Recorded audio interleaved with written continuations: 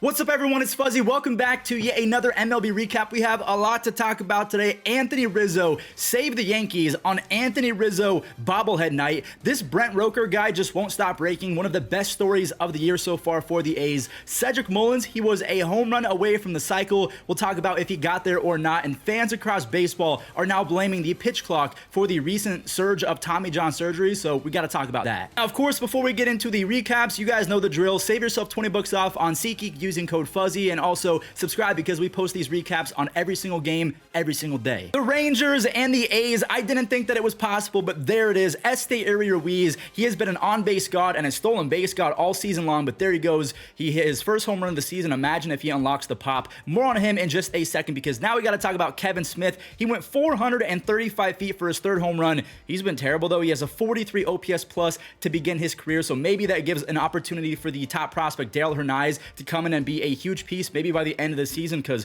shortstops for Oakland, they stink. Look at Carlos Perez go. Dude's a catcher hitting 320 with 3 home runs, and there's Ruiz again clutching up to tie the ball game at 5-5, and again he did it in the 10th inning. He had a big 4 RBI day, which was followed by a walk-off home run from the breakout phenom Brent Rooker. 11 home runs, 29 RBIs while hitting 319 on the season, and look at his baseball savant page. He is smashing his way into probably getting traded at the deadline, because he's not a free agent until 2028, so that's a lot of control, but he's almost 29 years old. The A's are not good. I mean, again, some team is going to take a flyer on him and unload and, send a lot of prospects back in return. The Dodgers and the Padres, Dustin May did a great job at limiting the Padres attack early on, as Freddie Freeman, he ripped a 2-run double in the 3rd inning. He wasn't done, but I do have to show the game-tying double from Ha-Sung Kim. Both Dustin May and Blake Snell, they both allowed 2 earned runs. They kept their team in it for as long as they physically could, but LA, they answered back. Betts and Freeman, they went back-to-back. That's what MVPs do.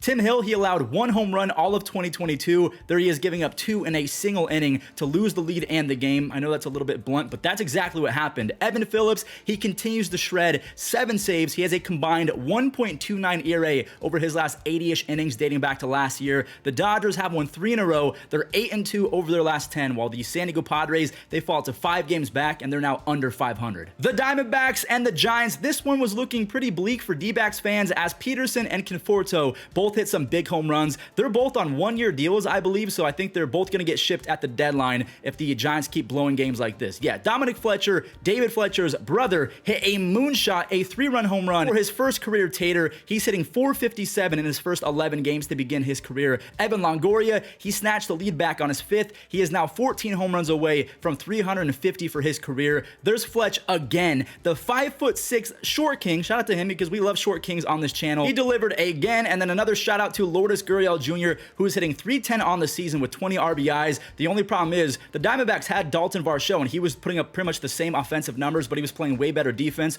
Lourdes has been horrific out there, so to me, it's a win-win trade so far. Mackenzie Gore emptied the tank early in this one against the Mets. He shut New York down through 4, but it took him 96 pitches to do so. Tyler McGill, he was much more efficient, striking out 4 over 5 innings on just 93 pitches, but his defense let him down, to be honest. Francisco Lindor's error in the 4th was the difference maker. He needs to step up. Yes, I am setting up a big moment. Francisco, he clears the bases in the 7th to give the Mets their first lead of the afternoon. He joins the 30 RBI club. He's only hitting 223 on the year, but he's nearly hitting 280 with a 940 OPS when runners are in scoring position. A huge tip of the cap to the New York Pen, by the way. 0 hits over the final 4 innings. David Robertson struck out 4 of the 5 hitters that he faced. He was 1 out away from the save, but Buck Showalter took him out after 40 pitches, probably the smart idea. Drew Smith, he shreds as well. He got the final out via a strikeout. The Mets win narrowly 3-2. We'll talk about Cedric Mullins as well as the Yankees game in just a second, but real quick, I want to go over the Phillies and the Rockies. Starters Austin Gomber and Taijuan Walker, they both allowed 3 runs between the 6th and the 7th innings. Alec Bohm and Kyle Schwarber, they each left this game with a 430-foot home run. Bohm has 4 home runs and 26 RBIs. Schwarber has 9 home runs and 18 RBIs. Schwarber plus Coors Field equals scary, but as you can see, Colorado, they tied it up almost immediately. That's when Bryce Harper stepped in, and he stepped up. He barely missed a 3-run home run, missed it by a few feet. He settles for a go-ahead 2-run double. He's hitting 345 through his first 8 games, and Craig Kimbrell, he has been a K machine lately. 3 more strikeouts for his 4th save of the year. He has 7 strikeouts over his last 3 innings pitched. I know the Rockies aren't world beaters or anything like that, but the Phillies, they've won 4 in a row. The Orioles and the Pirates, kind of a similar game to the Phillies and the Rockies. It was a slow start in terms of scoring as both starters were fairly stingy. Johan Oviedo, he had a big-time bounce-back start, only allowing 1 earned run on 4 hits. Kyle Bradish, he is so good. 6 shutout innings with 6 strikeouts, and I truly think that he can be a top-flight pitcher if he can keep finding that consistency in his delivery. Adley Rutschman and Ryan Mountcastle, they teamed up to grab the lead.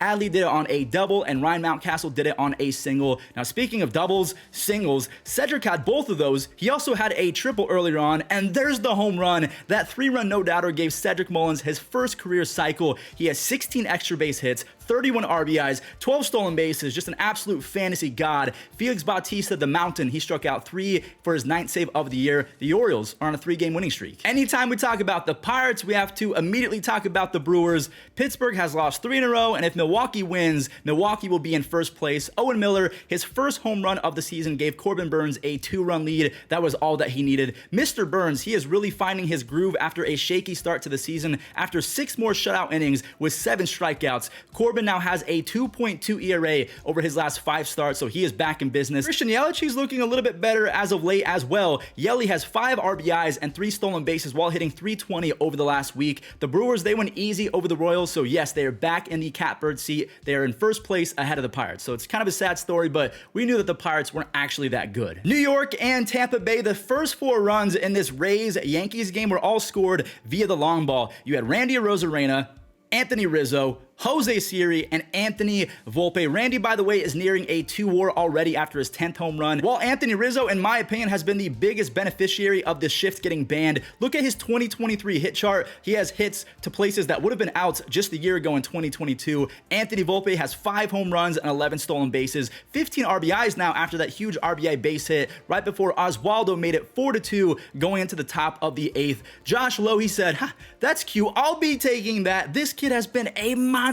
9 home runs, 28 RBIs, and a crazy 187 OPS plus. He's top 12% in barrels, max exit velocity, and speed. So the batting average is not going to finish at 321, but he is in fact a special talent. Anthony Rizzo, he's a special talent as well. He saved his team on his own bobblehead night, so he gives a lead to Wandy Peralta. Peralta shuts it down for his first save of the year, so the Rays take a tough L just a few hours after getting some horrible news. Unfortunately, I do have to bring up the fact that Drew Rasmussen, after shutting out the Yankees over 7 innings, he's been so good since being traded. He is on the 60-day IL with a flexor strain in his elbow that usually spells Tommy John surgery. So let me know in the comments down below. Do you think that the pitch clock is to blame for all of these pretty much stud pitchers going on the IL with Tommy John surgery? Now, it's not been confirmed that Drew needs that surgery, but flexor, elbow, it's never a good sign. So all of the prayers up in the world to Drew and also the Tampa Bay Rays pitching staff in general, because they're losing guys left and right. The Mariners and the Tigers. Now, I do respect what the Tigers have done lately, but this is one of those, oh, there's the Detroit Tigers games. I mean, Matthew Boyd couldn't have been worse. 4 walks on 5 earned runs and barely an inning pitched.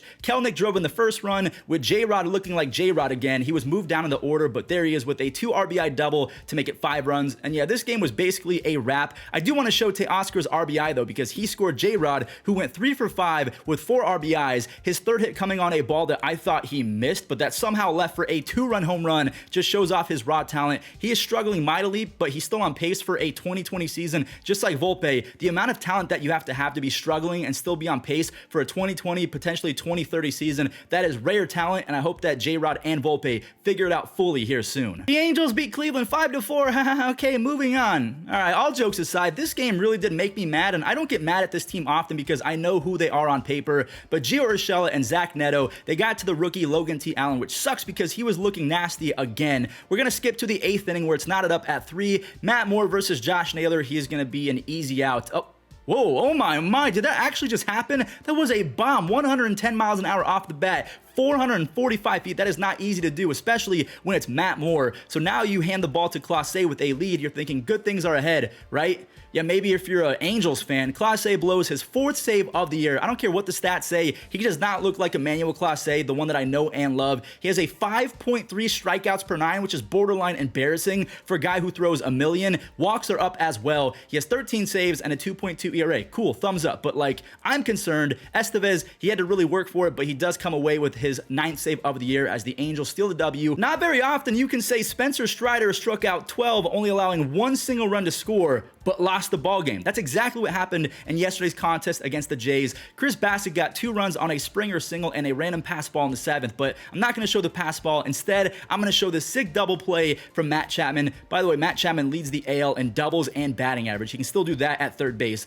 Varsho, he heard us talking earlier about Lourdes Gurriel Jr.'s pretty good offensive stat line, and he wanted to remind people that he does it in the batter's box and on the defensive side of things. That 3-run cushion was more than enough for Chris Bassett, who went on to throw a complete game shutty, 2 hits, 8 strikeouts. He showed exactly why the Jays gave him so much money over the offseason. The Jays are 12th in team ERA, they're 13th in OPS, so kind of a middle of the pack team, but in my opinion, on paper, Toronto is much better than that. They're only going to get better from here. The Jays are 22-16, and if the season ended today, they would be a playoff team, even though it would be a wild card spot. They're a really good team. Listen, I know the Cardinals staff gave up 6 more runs in this one, but to be honest with you, this was kind of a really encouraging game. Why? Nolan Arenado finally hit a baseball hard. His slugging percentage is almost 150 points down from last year, so him lifting the ball is a good sign. Boston, they stole the lead back on back-to-back home runs from Emmanuel Valdez and Connor Wong, because of course they did, but here comes the Cardinals. Wilson powered up for a home run of his own, and St. Louis ended up taking the lead. Lars Nootbaar has been a menace all year long. He doubled in the go-ahead.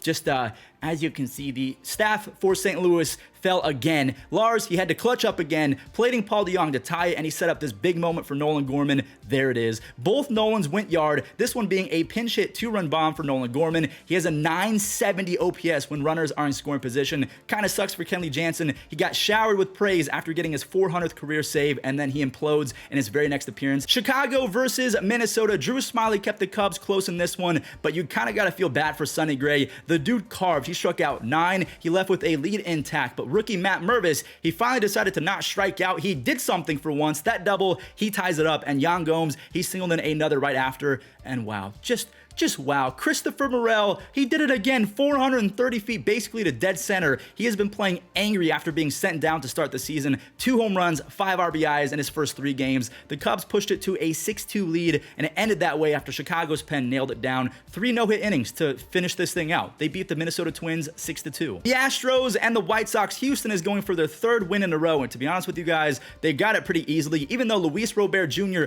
went yard again. Bro is hitting .395 with 8 extra base hits and 11 RBIs over his last 12 starts. Now we're going to fast forward to the 5th after Houston tied it on a Jeremy Pena sac fly. Kyle Tucker, he delivered for his rookie pitcher, JP France. France did not allow a single run after that home run to Luis Robert Jr., and he got even more help from Maldi and Mauricio Dubon in the 6th inning. But shout out and tip of the cap to JP France. He basically went 7 innings, only allowed 1 earned run. He's allowed 1 earned run in his first 12 innings to begin his career. Jordan, he sent this pitch to Jupiter. He has 9 home runs, and he is ever so close to the RBI lead in Major League Baseball, just behind Adolis Garcia. The Reds and the Marlins. Yuri Perez is one of the most anticipated prospects in all of baseball because the kid is 6'7". He throws 100+ miles an hour. He was looking nasty. He struck out 7 over his first 4 2/3, but the Reds, they did find some barrels off of him because he throws so hard, it's going to travel a long way if you do barrel it up. Tyler Stevenson and Jake Fraley, they both left the yard, but luckily Miami fought back and made sure that Yuri did not take the L. Now, even though the Marlins made it a ball game that was pretty short-lived, as Spencer Steer and Jake Fraley, they did some major damage. Spencer Steer had a 2 RBI double, so he ties it, and then Jake Fraley, the dude is unstoppable with runners in scoring position. He's hitting .425 with a wild 1275 OPS when runners are in scoring position. Alexis Diaz, he wasn't playing around. He set down the Marlins 1-2-3 with 2 more strikeouts in the 9th inning. He has a 1.87 ERA and an almost 13 strikeouts per 9 over his first 80-ish innings, so shout out to Alexis Diaz. He is just as nasty as his brother. Well, not as nasty, but still very good. Guys, that does it for all the games from yesterday. Thank you so much for watching until the end if you did, and as a little treat,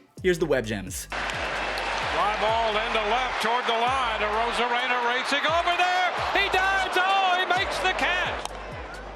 That's golfed into right center. Mullins charging. Yes. Mullins lays out. And a drive to right. Thomas back. He's got it. Woo! That thought will have to hold. Out to right, it's not deep. Castellanos coming on, makes the sliding grab. Wow. It turned out to be a snow cone, but it was a thing of beauty. Ground ball, nice play, Caballero. Well done.